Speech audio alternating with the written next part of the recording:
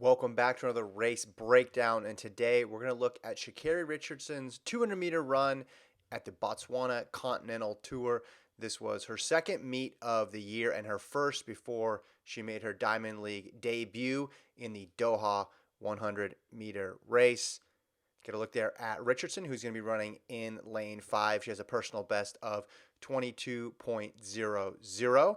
And this was the second race for her of the year, her first 200. Now, if you remember, she ran an amazing season opener just a couple weeks prior in Miramar, Florida, with that 10.57 windy performance. But even if you convert for the wind, it was a spectacular run. She had a 10.75 just before that in the opening round. So expectations were high for Richardson after that debut. Get a look at some of the other competitors. We'll move ahead to the start of the race and break this one down for you. And we are underway. One thing you notice right away, to Richardson's inside, Kayla White right here gets off to a tremendous start.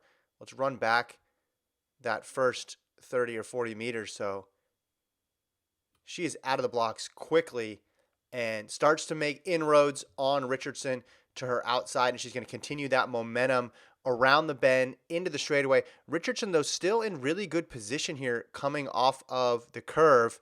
It's going to be a two-woman race between Kayla White and Sha'Carri Richardson. The question is going to be who has enough left to close hard to win this race, and it's actually going to be Kayla White right here grabbing control of the race. Looks like Richardson begins to tie up just a bit. Stride gets a little short. You can understand that, her moving up from the 100 to the 200. Kayla White, great race, though, to take the win.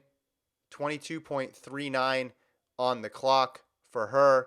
Richardson gets second. How does this compare to Richardson's other 200-meter season debuts? Well, let's take a look at her history in this event. So 22.54 was Richardson's official time into a slight headwind and having to deal with a lot of travel going all the way to Botswana.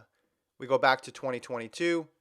She opened 22.38 with a plus 1.7 win in New York, and that was in the second week of June. So not too different. In fact, you probably could argue that this year's performance in that 200 was better as a debut than 2022. We'll go back one more year to 2021, obviously a year where she had great success. You look at these 100-meter times, and she opened with a 22.11 around the same time of year. That was mid-April, plus 1.0 on the wind. But again, you take into account the travel. You take into account it's 200. She's more focused on the 100, and I think it's a good result overall for Richardson.